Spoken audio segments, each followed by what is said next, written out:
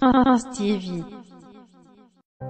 Bonjour chers abonnés de Prince TV, asseyez-vous confortablement, je vous envoie faire le tour du monde de l'actualité dans quelques secondes. Top, c'est parti. On commence ce journal en Italie où le football est présentement entaché par le racisme contre les Noirs, voilà. Et il se trouve que les clubs ont décidé de s'unir et de mener des marches pour éteindre ce sale phénomène qui, voilà, on pensait avait disparu du championnat mais qui est en train de reprendre avec le cas qu'il y a eu tout récemment. Ceci étant, l'Inter Milan a déjà fait appel à ses anciens joueurs, à de grosses stars telles que Luis Figo, Samuel Eto'o, Javier Zanetti pour commencer à travailler contre ce phénomène dans la mentalité des supporters, dans la mentalité des Italiens en général, et on espère que dans peu de temps, le racisme en Italie contre les Noirs dans le football ou même dans la rue va bientôt prendre fin, on espère. On continue. Prince TV.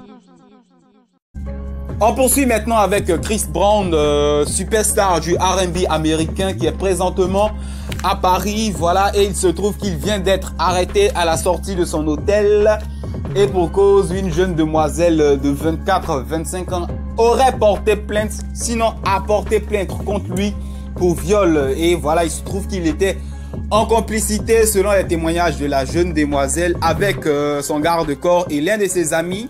Ils ont abusé d'elle. Clairement, simplement, ils ont abusé d'elle. Elle a porté plainte. Alors, les faits, selon elle, se déroulent dans la nuit du 15 au 16 janvier 2019 dans un hôtel du 1er arrondissement de Paris. On va taire le nom. Voilà. Et donc, elle a porté plainte ce matin. Chris Brown a été pris par la police. Il est présentement en garde à vue et voilà, son casier judiciaire, sinon ses antécédents judiciaires ne jouent pas en sa faveur. Parce qu'on sait qu'en 2009, il a frappé Rihanna, il avait plaidé coupable.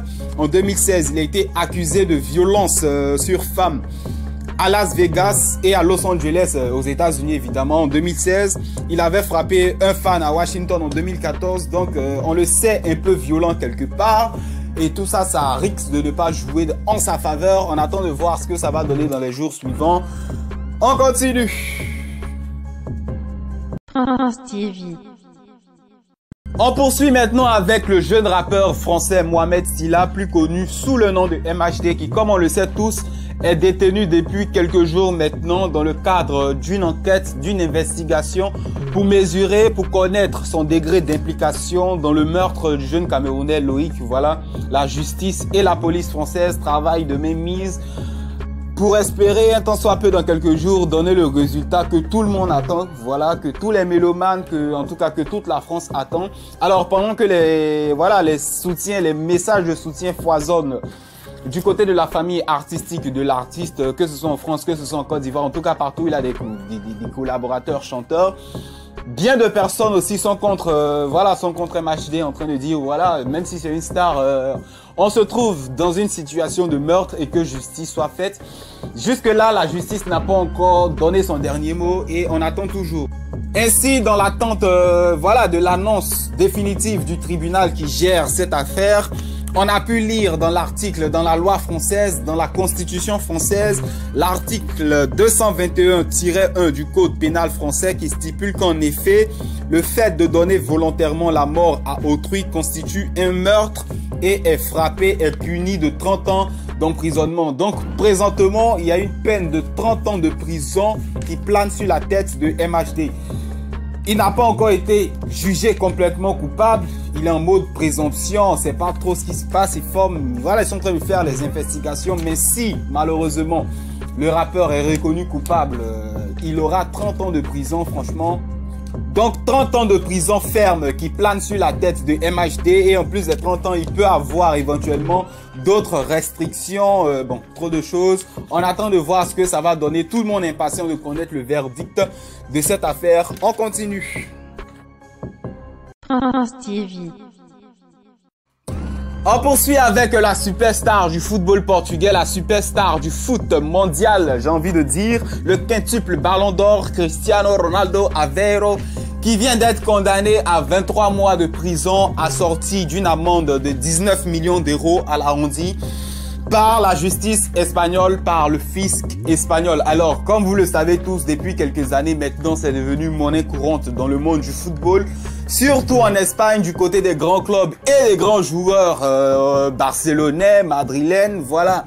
Des fraudes fiscales, ils sont toujours à gauche en train de ne pas respecter, en train de délocaliser leur argent d'une manière ou d'une autre, en train de ne pas tout déclarer. Alors, Cristiano était poursuivi depuis bien d'années et en fin de compte, le verdict est tombé aujourd'hui, mardi 22 janvier 2019. Il s'est pris 23 mois de prison dans la gueule et une grosse amende de 19 millions d'euros. Voilà. La loi espagnole permet que quelqu'un qui n'a pas d'antécédent judiciaire ne fasse pas, voilà, la prison ferme. Voilà, il ne soit pas en cage. Donc Cristiano pourra poursuivre sa carrière, il pourra continuer à jouer au football du côté de la Juventus. Alors, l'attaquant, voilà, il est arrivé sur les lieux tout avec le sourire aux lèvres, très serein. Il n'a même pas fait de déclaration, il a juste signé des orthographes et voilà, son verdict est tombé. Il ne paie que 19 millions d'euros. Bon, pour Cristiano Ronaldo, ce n'est rien, hein, faut le dire, ce n'est rien, 19 millions d'euros. Il est en liberté, voilà, il continuera d'exercer son métier. On continue. Prince TV. On poursuit maintenant avec une information dramatique qui présentement attriste le monde du football en général. La disparition de l'attaquant argentin Emiliano Sala. Alors pour rappel, il y a encore quelques jours, il évoluait du côté du FC Nantes où il a fait une première partie de saison exceptionnelle avec 12 buts et voilà. La qualité de son jeu avait plu à l'extérieur au point où il a réussi à avoir un contrat voilà, avec le club de Cardiff. Contrat qui s'est acté par une signature officielle de l'Argentin, signifiant clairement son transfert de Nantes à Cardiff dans le cadre du mercato hivernal. Alors, il est transféré, mais bien avant de partir, le joueur avait quand même tenu à se rendre dans son ancien club, saluer tout le monde, ses coéquipiers, le staff, le président, en tout cas toute la grande famille du FC Nantes, avant de s'en aller. Et ça, c'était un peu plus tôt dans la journée du 21 janvier 2019, le lundi, c'est-à-dire hier, voilà. Et un peu plus tard dans la soirée, à 19h15, il a décidé de prendre voilà, son envol pour sa nouvelle destination, pour sa nouvelle équipe en Angleterre.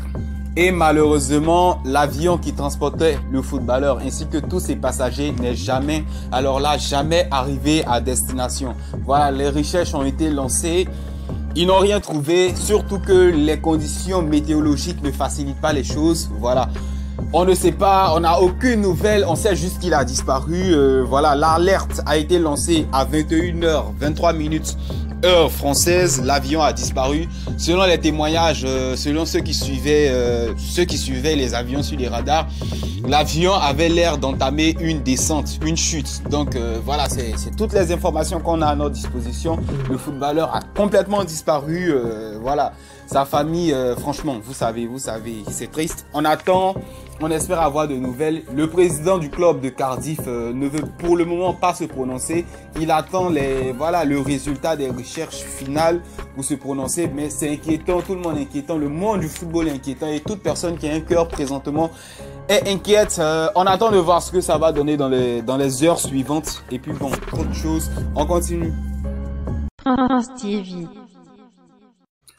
On termine ce journal avec l'ex-international ivoirien, l'ex-milieu de terrain de Manchester City et plus récemment de l'Olympiakos dans le championnat grec. Alors, si vous avez bonne mémoire, il y a peu de temps, nous vous avons annoncé sur notre chaîne que, voilà, quand bien même il est arrivé en fanfare, en superstar à l'Olympiakos, Yaya Touré était cruellement en manque de jeu. Et d'un commun accord avec son manager, avec son club, avait décidé de se retirer, voilà, bien avant la fin de son contrat. Alors, le milieu de terrain était à la recherche d'un nouveau club. À ses 35 ans, les États-Unis lui ouvraient les bras. Le championnat chinois aussi lui ouvrait les bras. Mais apparemment, il n'a pas encore trouvé sa nouvelle destination. Et c'est le mercato hivernal.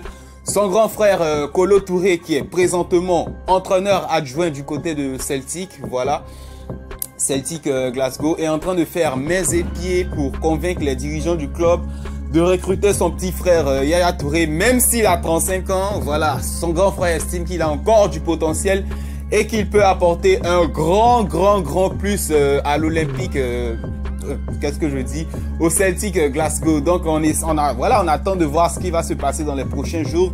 Si la bataille de Kolo Touré pour son petit frère portera ses fruits, bah on attend de voir. 35 ans Yaya Touré, bah voilà, on attend. Voilà, c'est tout pour ce journal. Merci pour ceux qui sont restés jusqu'à la fin. À bientôt pour une nouvelle édition sur notre chaîne. Au revoir.